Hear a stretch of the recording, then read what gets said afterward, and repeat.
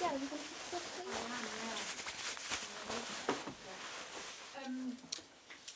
Let's start with injuries, shall we? With the positives. Why not? Party, first of all. Yeah. What's the latest with him? Because the last we heard, he just got injured. Yeah. He's got a muscle injury, and we expect him to be out for a few weeks. We don't really know still the extent of it, and he has more tests today.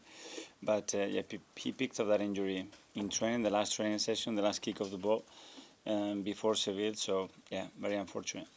Is it the same injury that he'd previously done? No, it's something different. And it happened in the training, but he obviously played 5 minutes for you, didn't he, against City, and then he went and played at Ghana. Do you think that might have contributed?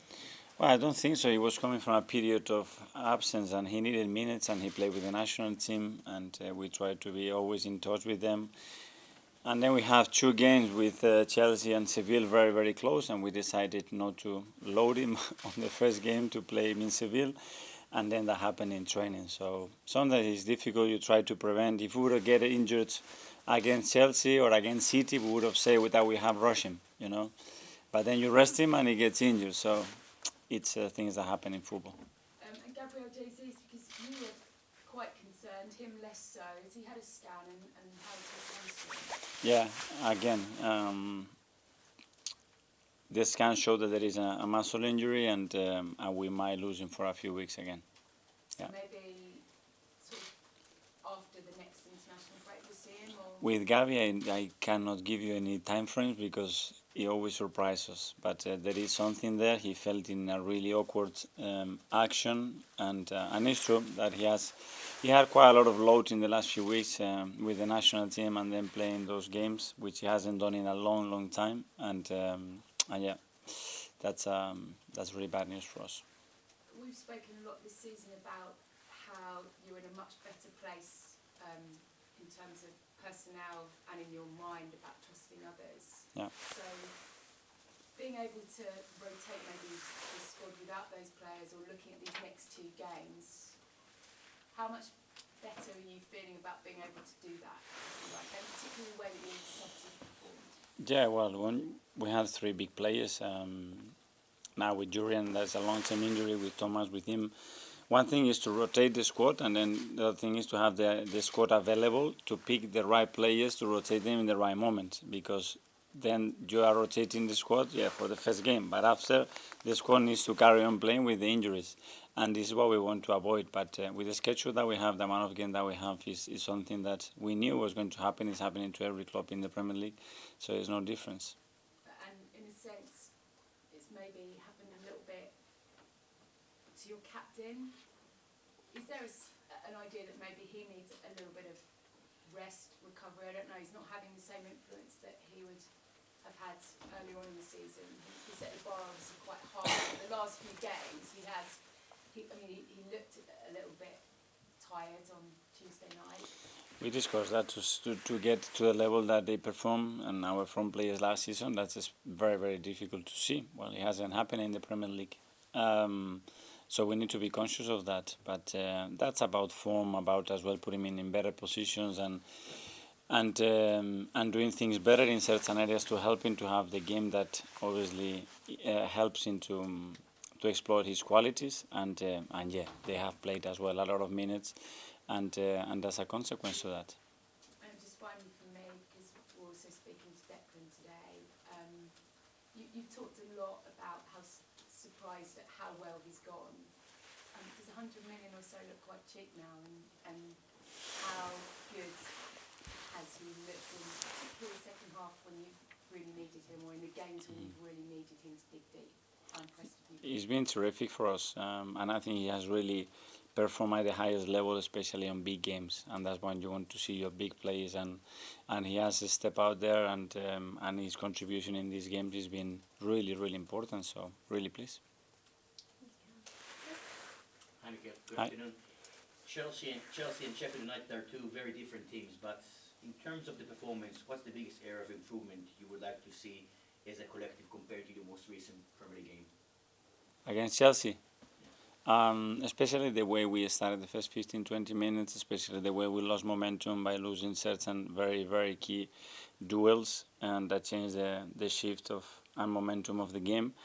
And then for other periods, continue to do a lot of the good things that we do, but all the time seek to be better, to play better, to be more dominant, and as well to be more efficient, especially in the final third.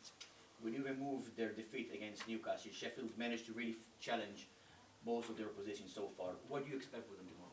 The same, yeah. Looking at the way they have played against all the top teams and how much they have suffered to beat them, all of them. Some of them scoring in the 100th minute, some others really scoring late goals and being really tricky games. So we expect the same. They are fighting for their lives, like we want to win every single game, and it will be a tricky game.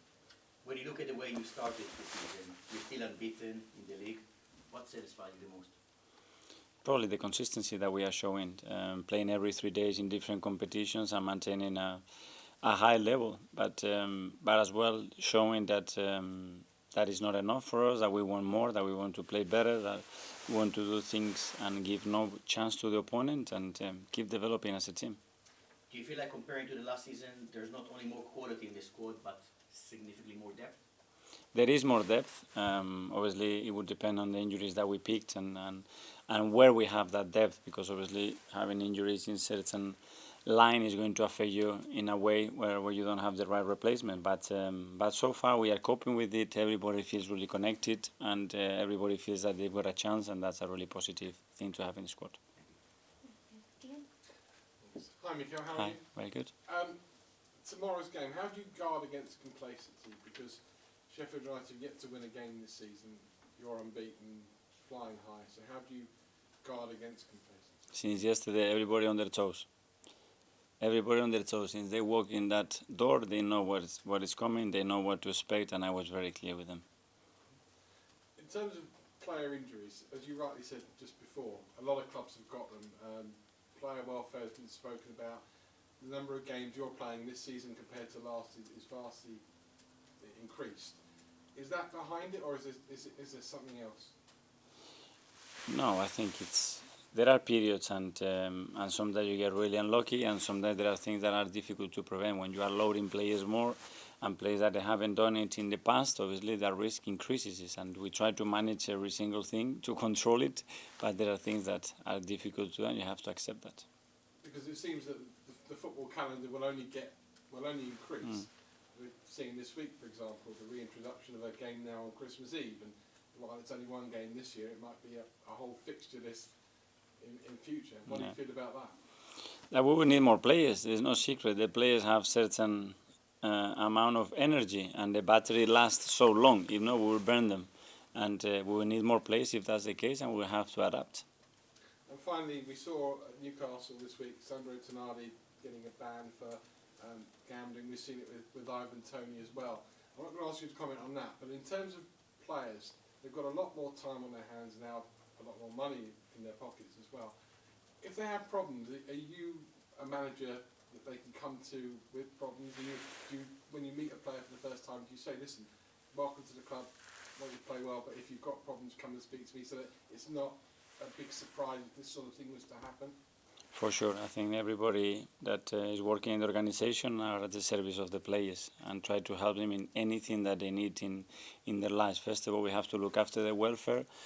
We have a huge responsibility to keep educating them and showing them the right values, and as well communicating and guiding them, and trying to give them advice if they want to. So we always have to be close to support them. Is that almost as important as the football side? For sure.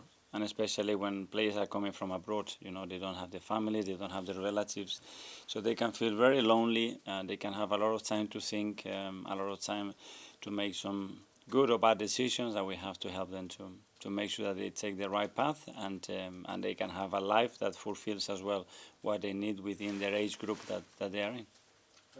Thank you. Mark? Just going back to Martin briefly. You took him off against Chelsea and Seville. Was that because of you've seen a bit of tiredness there, or because of his performances, or is it a bit of a mixture of both? It can be, obviously. It can be in relation to the performance, can be in relation to the tactical or how the game is shifting to a type of game, but I think somebody else is going to be more suited. Sometimes to get freshness in the team because we have played a lot of games and we need that energy as well in the last few minutes, and that's it.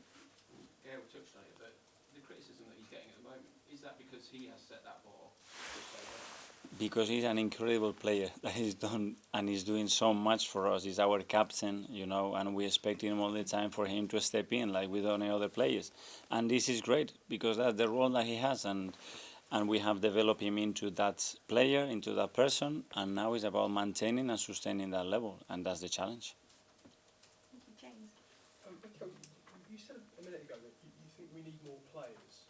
Do you mean the 25-man squads? Do you think they should be increased? Well, if we have more games, more competitiveness, and physically the standards are high, we're going to play more minutes, we have to do that, or we have to, instead of 5 subs, we can have 10, Now the 5 subs is something normal.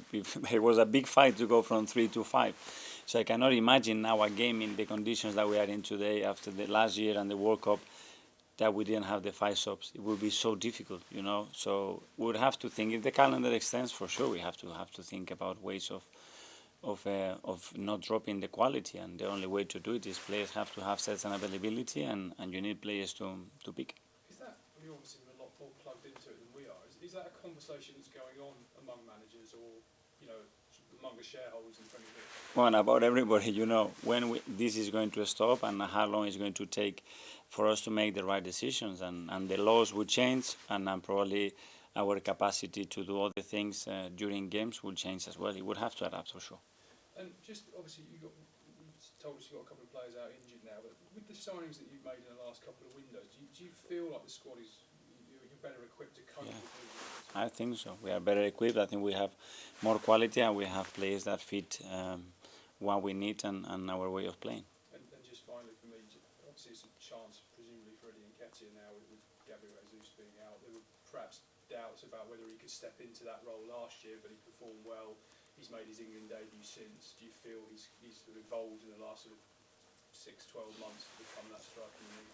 And when you see where he's coming from and what he's done the last 3 or 4 years, a club like Arsenal to play as a 9, he's made some huge strides, and it's merit to him and his mentality. Hi. Hi, Mikel.